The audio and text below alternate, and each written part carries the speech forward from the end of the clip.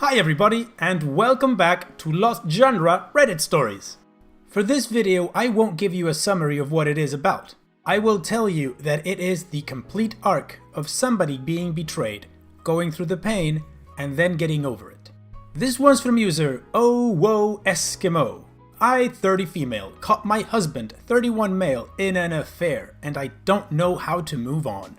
I've suspected things had been going on for a while, but kept brushing it off. I thought he would never do that to me.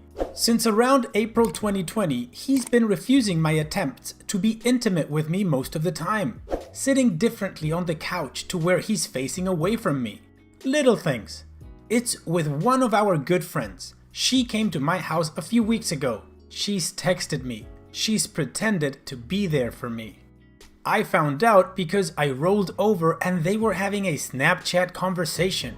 She said she wished she could be there to hold him, and he summarized that I tried to seduce him last night and mocked it. I confronted him and he admitted it. He said that it was because lockdown was stressful. He does not want to work things out. He thinks of me only as a friend in his heart. When I told her husband, he confronted her, and apparently they actually kissed back in February 2020. I think at that moment, I was never going to be enough for him. We used to be so happy. The week before they kissed, we celebrated Valentine's Day together. He bought us a nice bottle of wine for our anniversary. We had fun. We were perfect. I don't know where to go from here. We've been married only about a year. I feel like he took so much from me and doesn't even want to go to therapy or work this out. I don't want to leave my house, but everywhere in it I see him. He chose her. I've been cheated in every relationship I've ever been in. He was supposed to be my forever. I don't know what to do. I've made therapy appointments, but I was also laid off last month, so I have too much free time to analyze every single moment where he might have been lying to me or where I made myself pathetic trying to cling to him. He's told everyone around him that it's all his fault. He'd never want to hurt me, etc. He has never told me any of this. Yesterday I came home to find a note requesting that I itemize what I want in a separation agreement.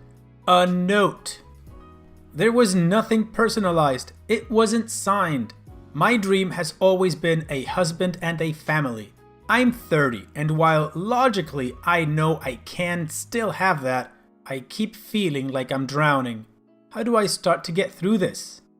Okay, so I told you in the beginning that this is the complete arc, so I'm not gonna comment anything now and I will wait until the end. So let's now continue with the comments to this first post and see what kind of advice OP got and some of her replies. Obiterdicta says, "You can't go to therapy and work this out. It only gets worked out if both people want to put the effort in, and your husband has made it very clear he's not interested in trying to make the relationship work. He directly told you that. You need to find a lawyer and file for divorce." OP responds, "Thank you. I guess it's just hard to watch him blow up his own life so spectacularly. It's like I'm watching a cruel puppet of my husband." Finn Finet says, "Lawyer first. Get the divorce filed and get their advice on if it's okay for you to leave the house while things are processing.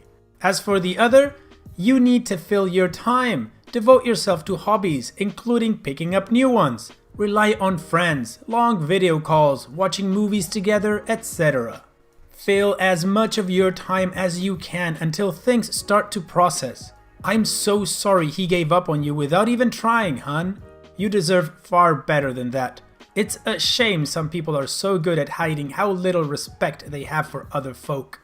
But please hold on to the fact that none of this was your fault. There is absolutely zero reason for a partner to cheat, ever. And there is absolutely no justification that can put even a shred of the blame on you." OP responds, "Thank you.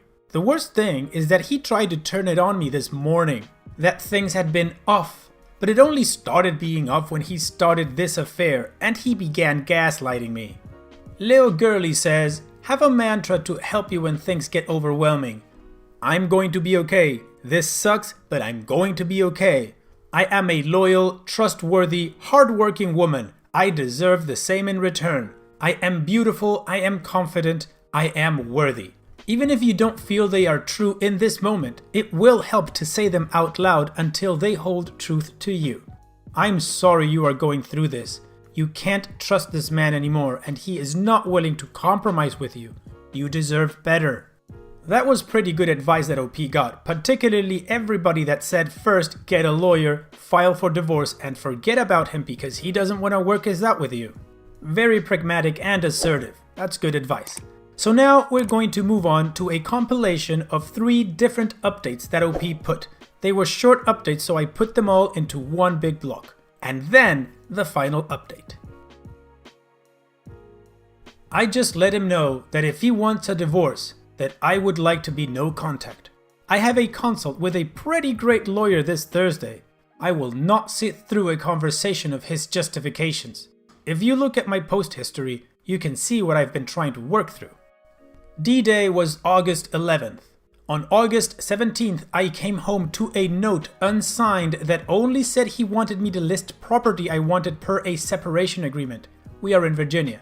On August 18th, I flew to see my friend in Denver and try to recover. I came back today. Yesterday, he texted me saying he wanted to talk when I got back. I responded that I wasn't ready. I had been ready the week before, but he had ignored me then. I start a new job tomorrow and can't be a blubbering mess going into it. I've realized though that unless he's planning on going to couples therapy and reconciliation, that I don't want to talk. Anything else would be him justifying his actions.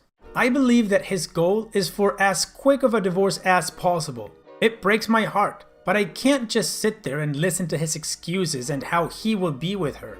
My main question I'll always want answered is why he brought her into this house to hang out with me. It's just so brazen and cruel that during their affair, he let her pretend to be my friend in my own damn living room. But has anyone been where I've been? If he's divorcing me, I don't want the closure talk. I want to keep moving forward, and I truly believe something like that will set me back. I'm not sure how to move on. When I found out, he told me he wasn't happy and that he only saw me as a friend. I cannot handle hearing that again. I'm not sure what to do from here. 22 days later, OP posts this. I'm having a hard time seeing him out and about on social media since I found out on August 11th. Unfortunately, deleting isn't an option as I make an income from mine. He seems like he's living his best life, while I feel like I'm slowly melting into the floor. Sometimes I wonder if he'll ever speak to me again. This wasn't my choice. I wanted to reconcile. He's acting like a 16-year-old who ghosted his high school girlfriend. Therapy is helping a lot, and sometimes I wonder when I'll be able to put myself out there again, like he's doing now. Today is a day where it feels like I'm at the bottom of a hole, looking up at the world above, with no way to get out. And 1 month after that, OP posts the following. I can already feel myself wanting to talk to him, more than anything. I know it's not healthy for me to do that. Half the time, I'm ignored, and the other half, I'm casually dismissed. I'm never going to get the response I want. Those who have been here before, what are your best tips to go no contact? I've gone 10 days no contact, and all I want to do is send this to him. But I can't, because I know I won't get a response, and it will keep breaking me. He's a basket of mixed signals to his friends, saying that he's screwed up his life and cries all the time, while also saying he's changed and wants different things now. I know eventually we will have to talk, but I'm just too broken for that right now. I wrote it here just to have somewhere to put this. I can't just keep it in my head. Quote, "The door is open for you to come home and treat me and this marriage with the love and respect we deserve. You want different things now? Figure out what the F they are and communicate them. Want a divorce? Hope you're ready for one hell of a fight. I listened to your mom when she told me to step up for myself in this and not make it easy for you. Trust me, I won't. You know you married a fighter. I pledged to stay married through better and worse. That includes your affair. That includes you changing what you want in life. I take my vows seriously, unlike you. So if you want out, prepare yourself for one hell of a battle. But you can stop destroying your life. Earn the respect of your friends and family back, and take me and this marriage seriously. You can come back from this, but only if you actually try and give me the effort I deserve. If we work on you and if we work on us. Otherwise, enjoy a sad, pitiful life alone without me. You'll regret it forever. And that was the last we heard from OP until 3 months later. This is the final update to OP's story. First of all, I just want to thank everyone here for the support I received following my first post back in August. At the time, it truly felt like my world was ending. It was important to me to get this update because I need to tell anyone who's currently going through the same thing, it gets better. You will get so much better. I had one conversation with my husband since everything happened, by his choice. It lasted maybe 5 minutes and was like talking to a robot. I know from others that he cries to people about how he ruined his life, but I have never once gotten an apology or the same show of regret. At this point, I don't care. I know him and the other woman are still seeing each other, and frankly, they deserve each other. Good for them. While I still feel angry occasionally, I no longer mourn what I once had. Instead, I'm so excited for the life I now get to live. I moved to a small, walkable city and gave myself my dream apartment. It makes me so happy to see how I've decorated it and to just live in a cozy place instead of our old dreary house. I was the breadwinner in our marriage, and he would make me feel awful about wanting to pay for nice meals or do fun things. Since moving here, I've done a ton of foodie fun stuff and I don't feel guilty. It's so refreshing. I have dipped my toe into the dating pool again and had plenty of mediocre dates from dating apps. Recently, I found someone who I've really clicked with and I'm enjoying how appreciated and desired he's made me feel. It's definitely early and we're moving slow, but overall, dating has made me realize that I am a catch who doesn't have to settle. Therapy has done wonders and I'm so happy I immediately dove into it. My therapist is proud of me. I'm proud of me. I've stopped looking at being divorced as a failure. He failed, not me. I'm genuinely happy and excited to wake up each morning and no longer feel like this terrible weight is sitting on my chest.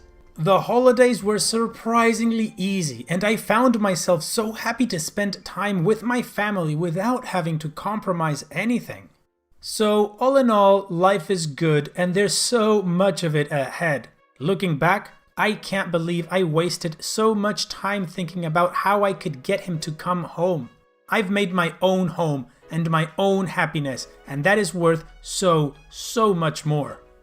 Well, OP, first of all, I love everything you said in this last post. It's just so filled with confidence and pride that it's inspiring. Awesome. Good for you. It was only 4 months, 4 months and a half since everything started, and you got here. You are in a better place. And not just that, you're letting people know that they can get there too, if they're going through the same thing as you. And the time you say you wasted thinking about how to get him to come home, that wasn't time wasted, OP. That was part of your journey to get where you are now. The way I see it, we usually as humans don't value things that didn't cost us in either time or money or effort. So all the work and effort that you've done by yourself or with your therapist and all the rights and wrongs in the middle is what needed to be done by you to get where you are today. Happy and excited about the future. Once again, congratulations OP on everything that you've done, and hopefully 2021 will be a great year for you. All the best. And so we've reached the end of the video. I truly hope you guys liked it. If you did, go ahead and click like. Of course, don't forget to subscribe and click that bell icon so you get notified every time I upload a new video. Also, here are more videos from my channel that you might enjoy. And having said all that, I will see you guys on the next video.